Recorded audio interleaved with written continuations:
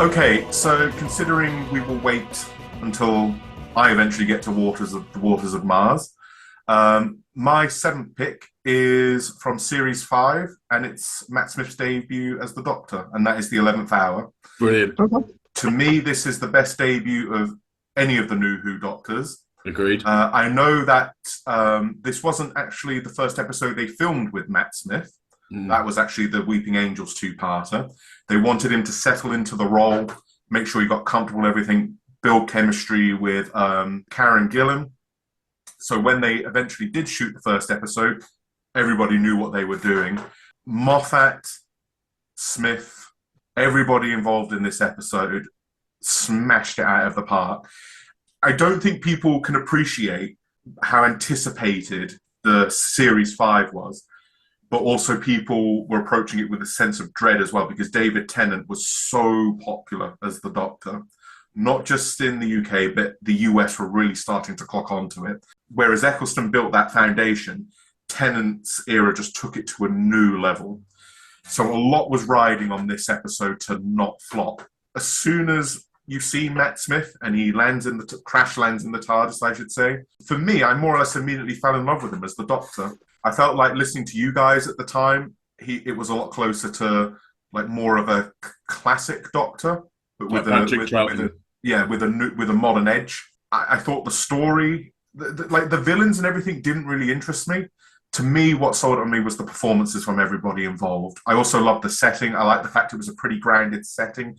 It wasn't like this great, big, massive, huge space adventure or anything like that. It's set in this small village in the middle of nowhere. Even like the side characters, like the guy who's obviously watching porn on his laptop, I think he's hilarious. Get a girlfriend, yes. Yeah, you're introduced to Rory as well, and immediately you find him a very lovable character. I don't really have anything bad to say about it. The pacing is great. There's never a point in the episode where you think, all right, get on with it.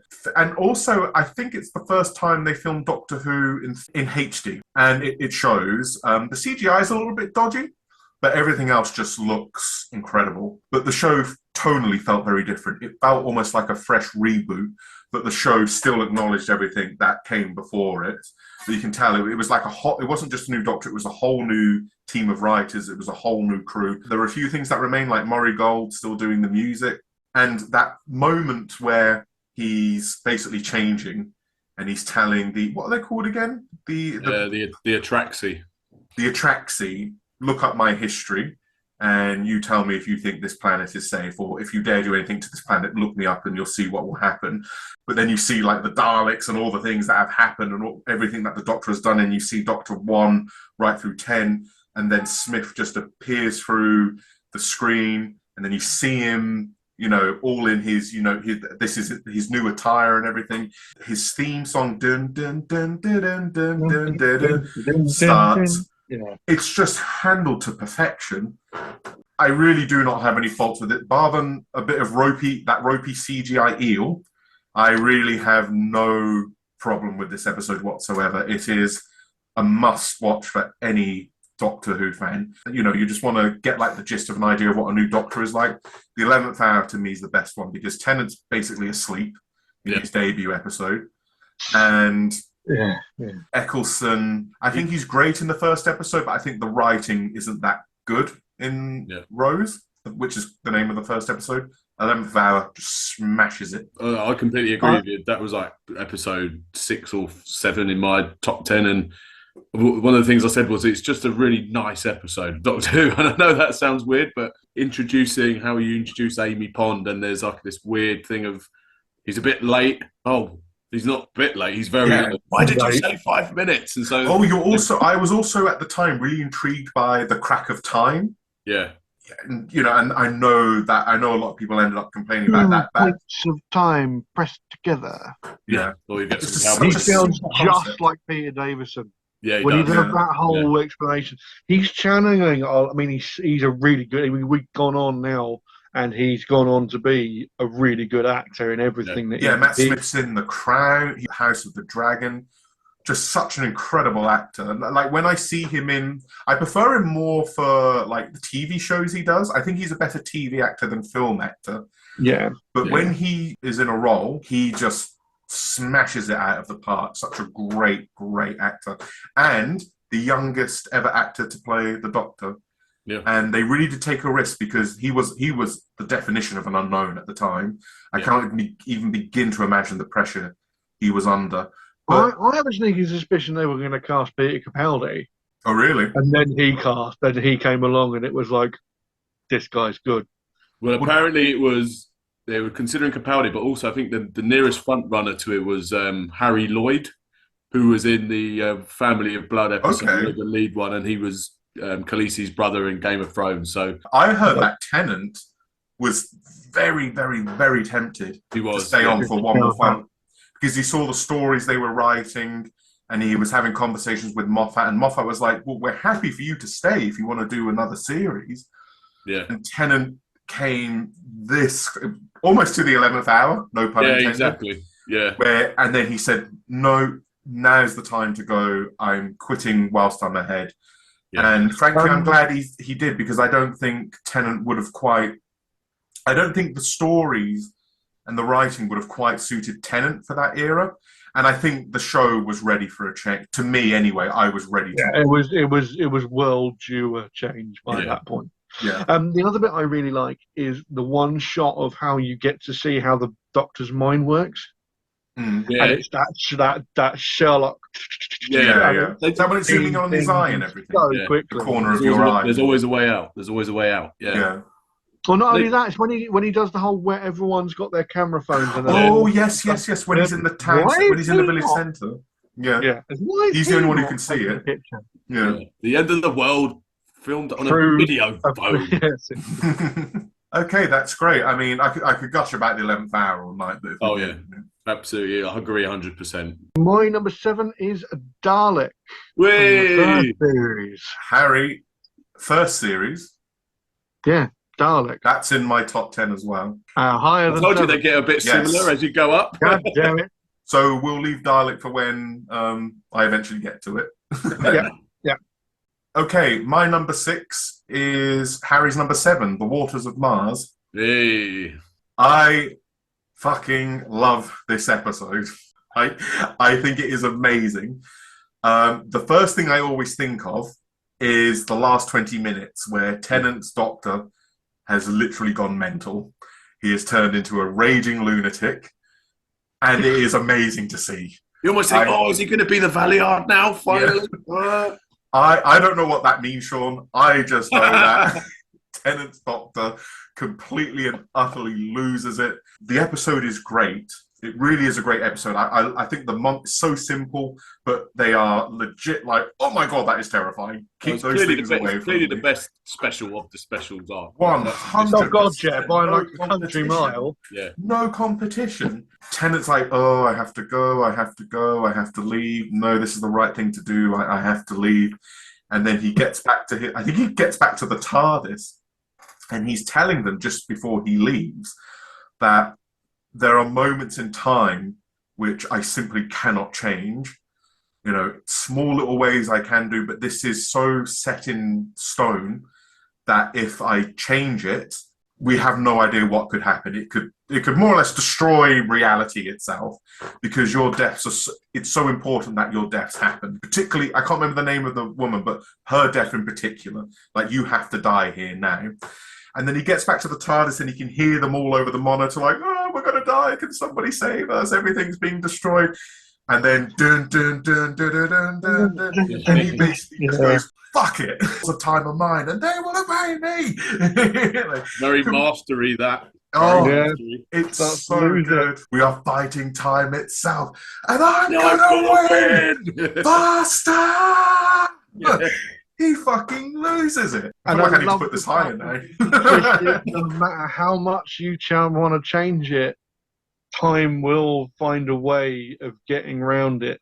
And the fact that it gets so tragic at the end. She's the one that realises, like, what you have done is wrong. Yeah. You know, oh, no, I can change things, but, you know, people like that. But what about them? They're still alive. Oh, they don't matter. He basically just dismisses them. Oh, they don't matter. You know, and it's like, well, what you've done is wrong. And he just goes, tough.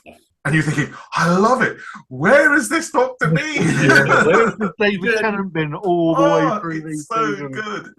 And you think, oh man, this is gonna lead into like the end of time, and he's gonna be the one that everyone has to stop. Yeah. And then he just goes back to being the silly old Doctor again. Yeah, but for that 5 minutes, this is why it doesn't go so high up on my list of top 10, because the payoff in the next story.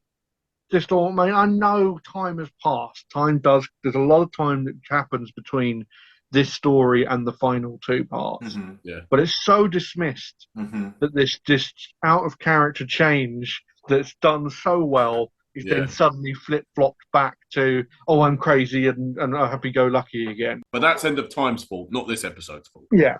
But the design, the whole mouth, the breaking up, just horrible. And then they start talking to each other, and you kind of get this idea that it could have existed when the Ice Warriors were on. Yeah, that's what I was going to say. Yeah. Is this a Russell T Davies episode?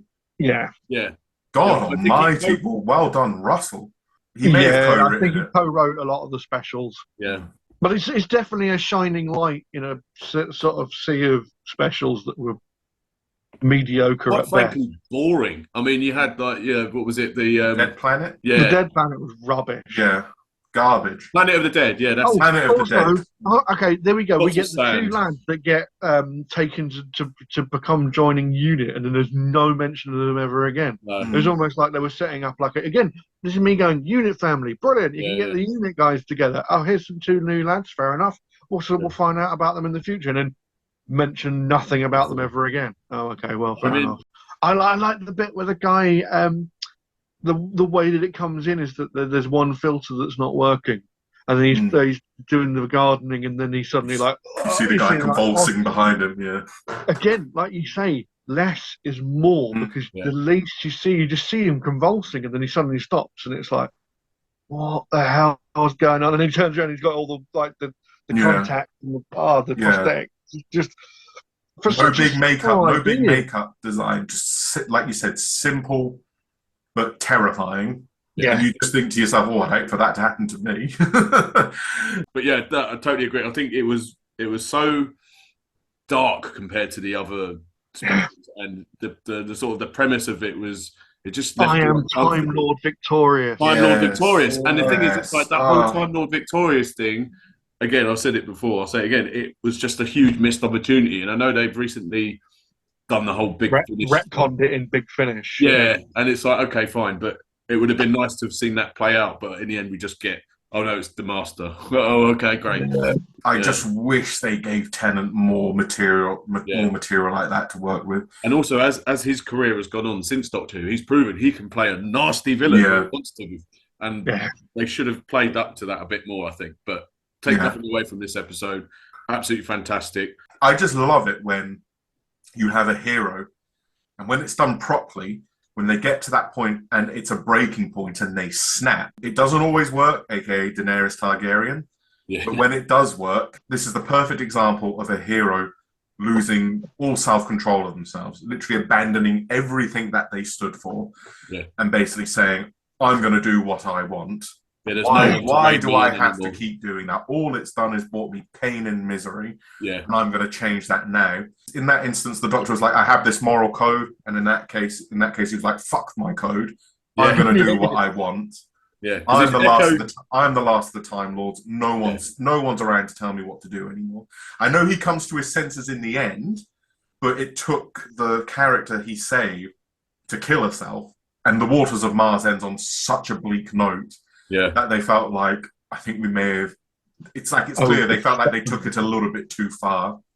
Yeah, it felt like it was out of character for Tennant's Doctor, and it was. But fuck it was great. but luckily, there wasn't a long wait till Christmas, so I mean, but then again, that's why you need a bit of Christmas cheer. Yeah. So my number 6 is probably coming out of left field again. You like left field, and it's the Mummy on the Orient Express. Oh, that's not left field. That was in Jack's top 10. So yeah, it was a good that's Series 8 Capaldi, isn't it? Yeah. It's the shining episode in a pretty mediocre season. Agreed. It's mostly Capaldi on his own. Yeah. I really like Frank Skinner in that episode. Oh yeah, Frank Skinner. Again, it's a good supporting cast. Even the guy who plays the head guard, Yeah. the guy who plays the expert on the Foretold, that's it, yeah. Foretold. Yeah. The expert on the Foretold, and each time it comes and it's got 66 seconds that it takes to kill you. Even I know it sounds really silly that you get the little timer come up in the corner, but you're suddenly going, "Oh crap! Yes, this is." You know, it's like you go through the cycle of each 66 seconds, and then it takes the life force out of the person and kills them straight away. Yeah. You really get a sense that Peter Capaldi is an alien. Yeah. He has a real. It's his dismissive nature of the people that are about to die. He just has to get on with it. He's like, look, I can't save you, but the more detail you can give me in the 66 seconds that you've got of seeing this thing, I may be able to save the next person. Yeah. And then there's that realization of, you can't save me? What? I mean, yeah. And you're being so cold about it. What's going on? Oh, yeah, he's just horrific. And then we're missing the big thing in that is Gus. Yeah. Oh, I love Gus. It's been a few years since I watched it, and I watched it back, and I was like, what an amazing idea is this computer system. You're not even sure it's a computer system. Yeah, not at first. It is actually just it could be just a person. You get no idea what Gus actually is. Yeah. Other than he's got all these scientists together. And then there's that beautiful moment when Clara's just like, we were supposed to have a nice time. There's supposed to be a nice holiday. Yeah. And actually, you knew all along that something was dodgy coming into this situation. If it had been her final story, it would be higher up on my list. Oh, you know what? That's what plagues that era for me is the fact that they tease it so many times, and the fact that she was supposed to leave as like earlier than she did, but Moffat kept asking her back, and she was like, "I'll go on then. I'll do one more." I just loved how callous Gus was. Yeah. To that point where Capaldi's trying to figure out the thing, and he's got the phone call, and he's talking to Clara, and it's like, "Can you get off the phone? Can you desist that phone call if you carry on?" And then it's like decompresses the whole kitchen area, and then they see all the bodies floating outside, and you're like, "Oh, Gus isn't messing around." And then even at the end, it's the whole they figure it out, they stop the Foretold, and then it's like, "Oh, you didn't capture it and you didn't do the job. Okay, well, you're all going to die." And then there's that the wonderful line at the end. It goes, sometimes there are just bad choices, and you have to choose. You have to choose, regardless. You have to choose, yeah. But also, there's a thing that you and me talked about this, Harry, I think, a couple of times, is that bit where he's in the carriage and he's just thinking to himself, and he's like, "What if I do this? What if I do that? What if I do this?" And yeah. You finally get a glimpse that he can actually work on his own. He could quite happily just talk to himself. Yeah, he actually does a really good impression of Tom Baker in that. Yeah, massively. Just oozes and Tom suddenly Baker. Just something comes out, and you're like, okay, fair enough. That sounded exactly like Tom Baker. Truth be told, I can't remember really much of Series 8, bar than that episode. So it's a very forgettable season, I will admit. I really rate Capaldi as an actor, but I felt like he had some of the worst writing to work with. He was let down a lot by that. And that, like Harry said, it was a really good episode in a very poor season. Whatever you want to call it. Yeah, I mean, at least he picked up in season 9. I think us and the very few other people seem to think that way, because a lot of people really love this series and really hate Series 9. I don't get it. Completely the opposite. I don't get it. No. I think Series 9 8 has all the episodes that are paced correctly. Yeah. They have enough time to give you some of the ideas of what's going on, and then they're executed, and there's no rushed endings. There's no bits where you're kind of going, "Oh, that was like rushed. That didn't make sense." Everything was well laid out. Yeah, it's not too compact within a 45-minute limit. The fatigue was already really starting on the way out. I was on the way out. I was kind of on the way out, but like Al Pacino said in Godfather 3, the mommy of the Orient Express comes out. It's like, just when I thought I was out, they pull me back in.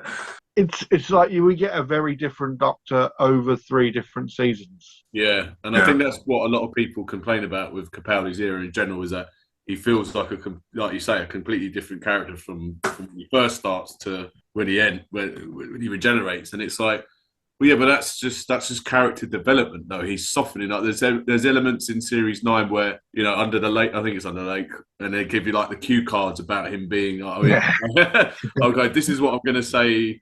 If anyone's like feeling sensitive about someone dying or something like that. Oh, I'm very sorry that your dog died or something like that. I'm paraphrasing here, but you know what I mean. I think Matt Smith went even further to the more goofier side of David Tennant. Yeah, he went. Don't get me wrong; he can do serious when he has to, but it's like if Tennant was already left of being goofy, Matt Smith took it even further, went even more alien with it than Tennant did, because Tennant's Doctor felt very human. He didn't really feel like an alien to me, whereas Smith felt like a legit. Like certainly didn't come across as, although he looked human, did not act like he was from planet Earth. Neither did Capaldi. And then Capaldi, I can understand why people had whiplash, because they went from one end of the spectrum to the very other end of it as well. Capaldi, particularly in Series 8, he can come across as very unlikable. Yeah. Like a grumpy old man. I felt Moffat should have gone after Matt Smith's left the show, because you could tell the writing was really starting to become tired. There were like these great big massive overarching storylines which were almost impossible to follow half the time. Yeah, but I also feel that there was decisions made up higher up. Yeah. I mean, especially with the Doctor Who that we've got now. Anyway, what's your number 5? Number 5. This is a 2-part story from Series 3. It is Human Nature and the Family of Blood. That was in mine as well. Good choice. From Series 3. Like the Waters of Mars, I love this episode, but for different reasons. I think the concept of the Doctor having to forget that he is the Doctor and seeing him live this normal life, I think is such a great concept. When I saw the trailers for it, I was very underwhelmed by it, because you get next time on Doctor Who, and I was like, meh. Scarecrow's wandering about. Yeah, Scarecrows. I was thinking, yeah, whatever. And then when I watched it, and the second half especially, I was like, oh my god, this is incredible. Tennant's performance, once again, it's the last 20 minutes of it. He's got this John Smith persona, which is what the Doctor refers to himself as when he doesn't want anybody to really know what he's up to. He always refers to himself as John Smith. That moment where John Smith, he isn't who he thinks he is. He's fallen in love with this woman. He loves his life. He's got this wonderful future to look forward to. When he finds out that he's not that person, John Smith hates the Doctor. He cannot stand the thought of who this Doctor person is. And it's this idea, is like, you're going to become him. Like, if you don't become the Doctor again, if John Smith doesn't die, then we're all screwed. Introduces the idea of the fob watch. Everything that the Time Lord knows is hidden in this fob watch. They've got a perception filter on it, so he just thinks it's an ordinary watch.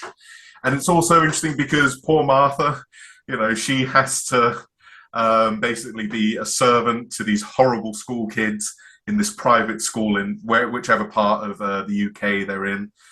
And she has to watch over this guy at the same time. And she's in this horrible dilemma where she's saying, oh my God, this guy's falling in love. He's going to get married and have kids with this woman.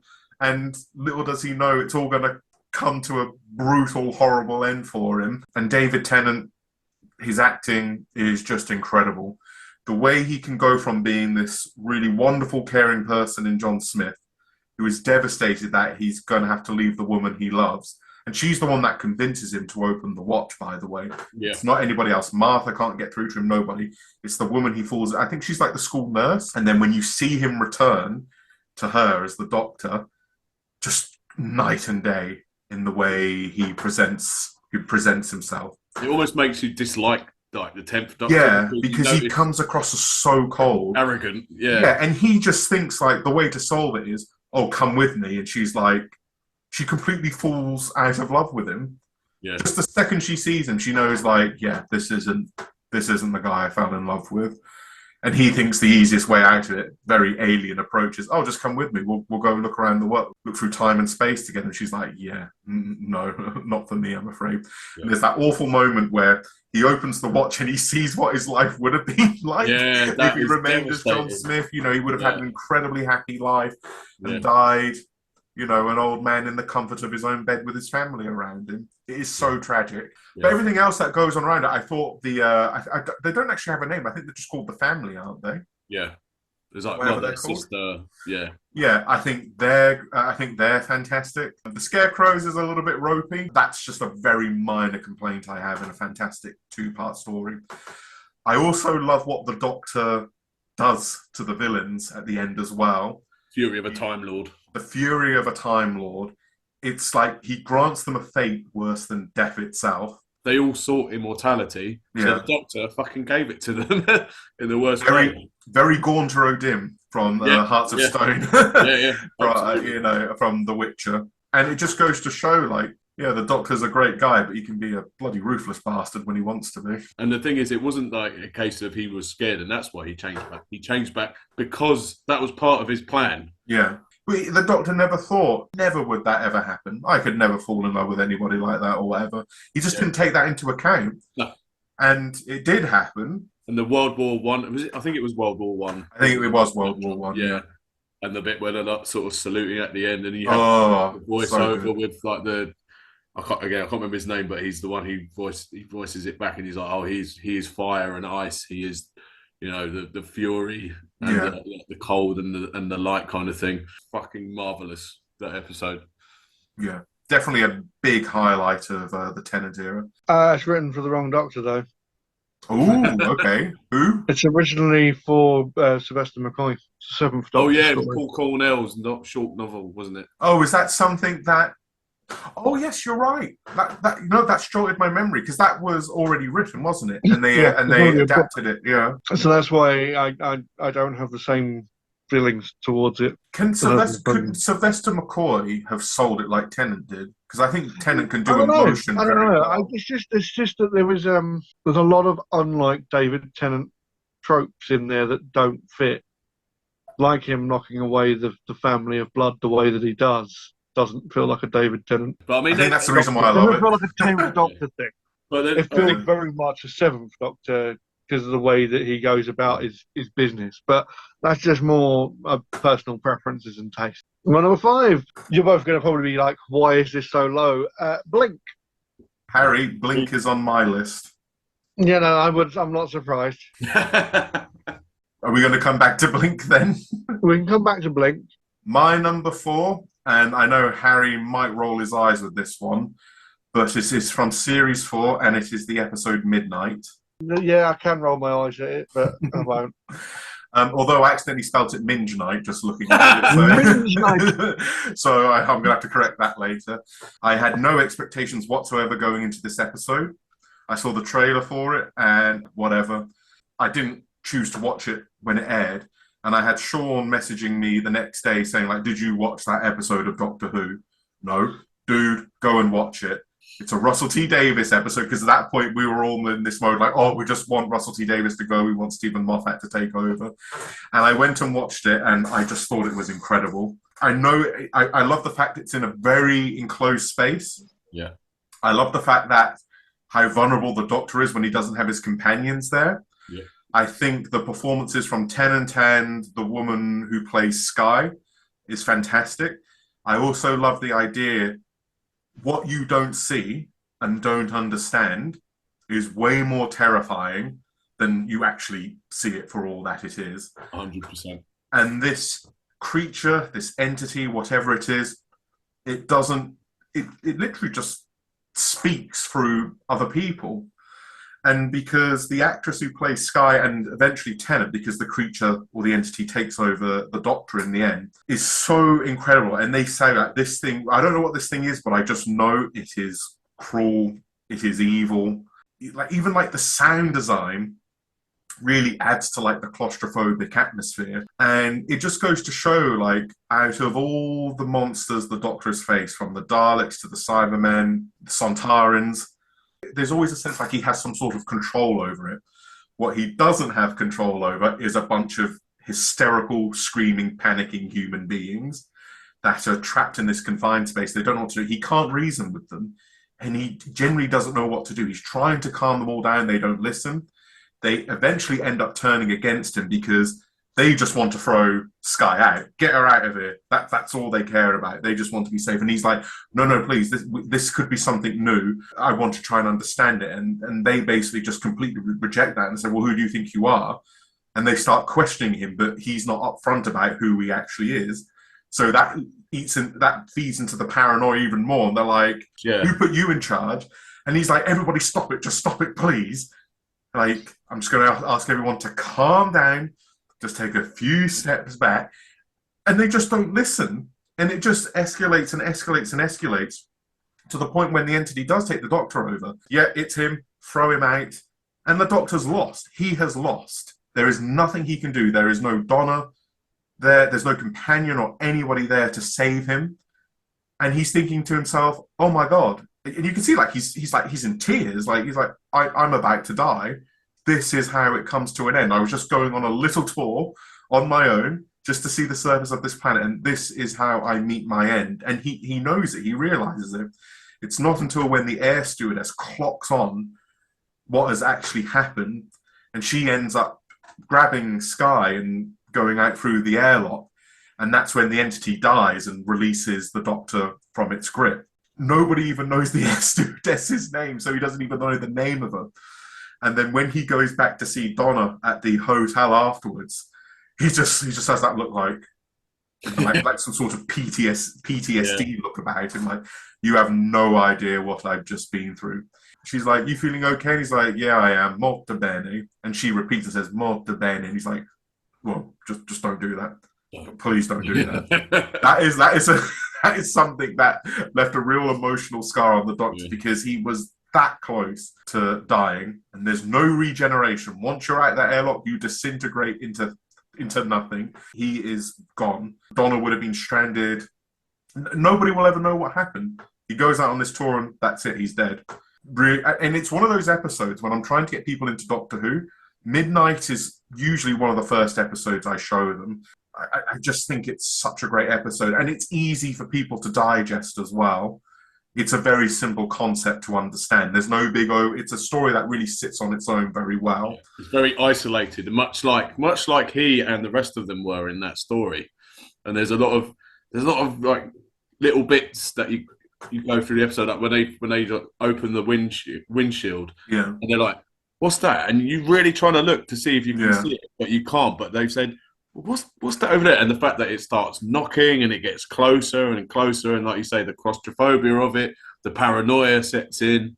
You bringing this up about when I said, you got to watch this episode. Even though it's Russell T Davies, for me it was a very left field thing for Russell T Davies because obviously he's totally different.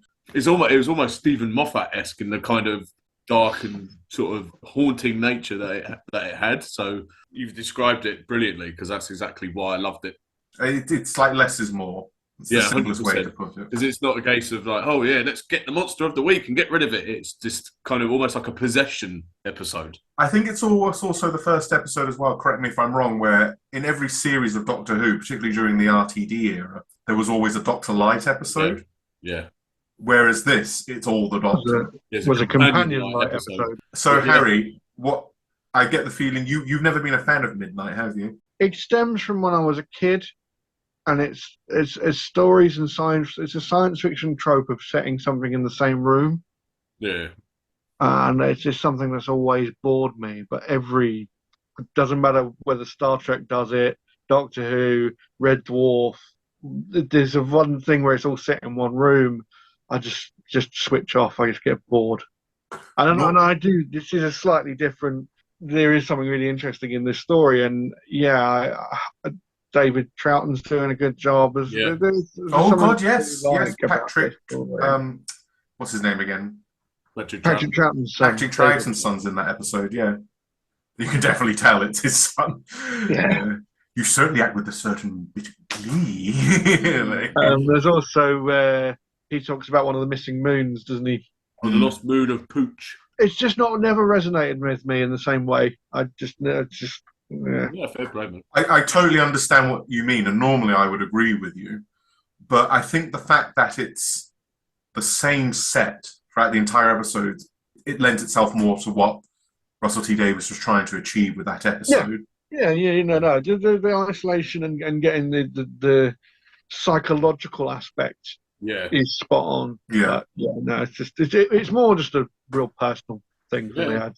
It's also the idea, it's like I can't even get that annoyed with the passengers, because would I react differently? Probably not. You do question your own motivation in that. Because when you're watching it, because it's something that you can't see and you don't understand, you don't know what it wants. It's not something you can reason with. Yeah. It's something that's downloading data and copying you. Whatever your imagination can come up with is way more terrifying than what they can show you. It's a bit like what Ridley Scott did with the first Alien film. Never show the alien in full, because you'll just see it's just some big looking guy in an alien suit. Just do big close-ups and things like that. Hide it, mask it, and let the rest of the audience make it look slimy and horrible. Basically. And that's what Midnight did, and it's so unique compared to really anything else Doctor Who has done, and that's the reason why I have it as high as number 4. The Doctor trying to establish a relationship with like each and every different passenger, and he wins them over, and they're warming to him. As soon as shit hits the fan, it's kind of like they regress into, well, he's the odd one out, so it must be him. Let's get rid of him. They're not in awe of him. No, they don't think, oh my god, this wonderful man's going to save us. Like what really happened a lot in that period of the show. Yeah. They think this guy's... They don't have... The companion is not there to be the voice. Yeah. Exactly. He's like this. He's trying to help you. Yeah. And it just goes to show, like, the Doctor doesn't realise how dangerous he can make things for himself. Yeah. And the fact that they learn how to say the square root of pi and match it is just amazing. Yeah, because I've seen a couple of behind-the-scenes things with that, and it's like, it was really difficult for them, especially when they were trying to say exactly the same thing at the same time. So in that sense, I've got a lot of respect for the actors trying to do that itself as well, let alone anything else. I think they did a lot of ADR as well, which means you go back into the booth and you overdub your lines. But Tennant said he hates doing that because it can be so difficult to recapture the emotion and the delivery like you did when you're on set. When the entity overtakes him and you just see it in his face, like, and he's like, he's been captured. He's like, shit, it's got me. I've lost. But all in his eyes, you can just see what the fucking danger he's in. All right, Harry, what's your number 4? The Doctor's wife. Oh, okay. I love the fact that the Doctor gets so excited about finding the cubes. Yes. And then they end up in this pocket dimension in which obviously the TARDIS gets ripped out and put into a human body. Yeah. And it's when he finds the stack of them in the cupboard. And that realization that more than one Time Lord, and even a Time Lord he knows, has been lured into this pocket dimension, and they've just died. I mean, they've existed here and never been able to escape. Also, House, that actually becomes the entity that's inside the TARDIS. There's such a wicked scene when Amy and Rory are both talking to House, and he's like, this is a new sensation, having something inside me wandering about. It's sinister. Why should I keep you alive? And then you get this whole sense of like a being that's beyond comprehension. Fear me, I've killed thousands of Time Lords. Fear me, I killed all of them. Chilling the way that he's just like, you're going to have to keep me entertained, as you're the only two things that I've got in here. And it's like, prove your worth. And then it leads on to the time jumps and seeing Rory get older and older. I also quite like the fact that even within the writing, it's going to be an isolated, it will never happen again. They've nailed it down in the dialogue between him and the TARDIS, is that this is the time I was able to speak to you. And the TARDIS knows that this will be the only time. It's just the way the dialogue's written is so... Neil Gaiman captures some of the more special moments between the Doctor and the TARDIS through the dialogue that he writes in that story so well. And that Matt Smith is. I mean, everyone's doing a fantastic job in a story that, on the face of it, when you look at the trailer, and then when you watch the episode, you've got these weird patchwork people, and you're kind of going, "What's this all about?" Yeah. And it's all really strange. I mean, you also got this kind of in a quarry with just all this junk lying the classic around. Quarry, yeah. There has to be one at least every season. Which when obviously the later as the story progresses, you realise is a TARDIS graveyard of scraps TARDISes that you have eventually puts together to create a thing that he can fly out and get back into the TARDIS. But so that was just the only other little bits I wanted to add, and that's why I have it so high up, because it's a unique story and it's so well written. I mean, it's such a shame that Neil Gaiman was never able to capture the lightning. Well, capture the lightning in the bottle that he got for that story. I mean, Nightmare in Silver is so piss poor shit by comparison. Yeah, it's horrible. I don't mind Nightmare in Silver, but I can't stand the kids in that episode. Yeah, the kids are terrible. I don't mind the Cyberiad and the battle between the Doctor and the Cyber Control consciousness. When he goes through his previous incarnations and stuff like that, I thought that was pretty cool. But other than that, But yeah, he never seemed to sort of capture what was so special about the Doctor's wife. Yeah. So that's all I had to add. It's another example of an episode I had no expectations.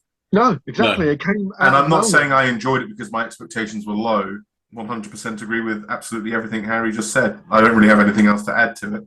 It's one of the reasons I put it in my top 10. It's a great episode to show somebody who's never watched Doctor Who before. Yeah. Watch this. And if they don't think that episode's good, then you're probably going to be hard pressed selling them on the other anything else. Yeah. Well, I mean, it has some really silly concept, and to get across a sort of small pocket dimension which exists outside of time is a perfect example of the madness that Doctor Who kind of generate. And also the sort of mad, zany kind of characterization that Matt Smith had at the time when he's trying to explain what the situation is. He goes, like how a bubble goes down a plug. It's like, well, it's like that, but it's nothing like that. I'm paraphrasing there, but you know what I mean. It's like kissing, but there's a winner. Yeah.